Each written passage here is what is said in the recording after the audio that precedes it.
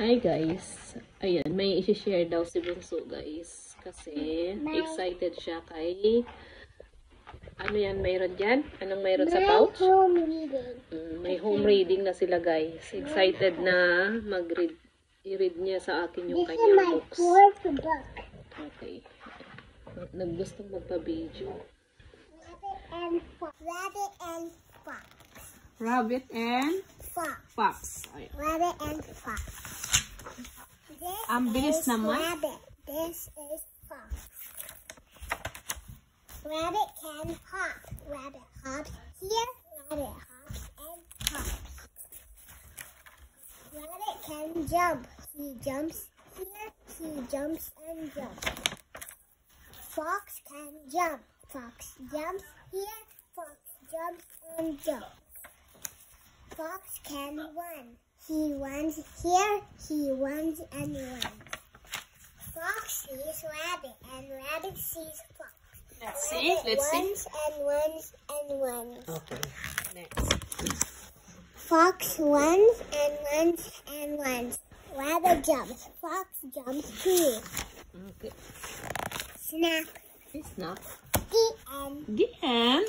You guys, if you're in grade 1 and you're starting home reading, copy this. Copy that. We have this. Can I show them this too? Okay. Where's the pencil?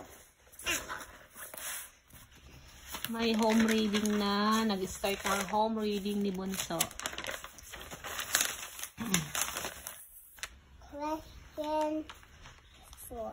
Question 4. And 4. What's the question today? What is the question? 1, 2, 3, 4. What a question? What? This one? Yes. Or this one? This one. 1, 2, 3. So now it's 4.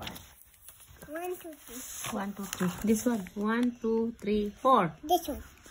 Write about the middle of the story. What's the middle? What's the Okay. middle?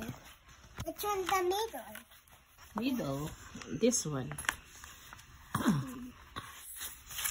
This is, no, not the start. This one, the start. The And go in the middle. Go here. And Right yeah. about the middle of the story. Okay. How we start? What is it? In the middle story. What can you Just write? wait. I mean, how do we spell? What did they say? What? White. How do we spell white? Okay.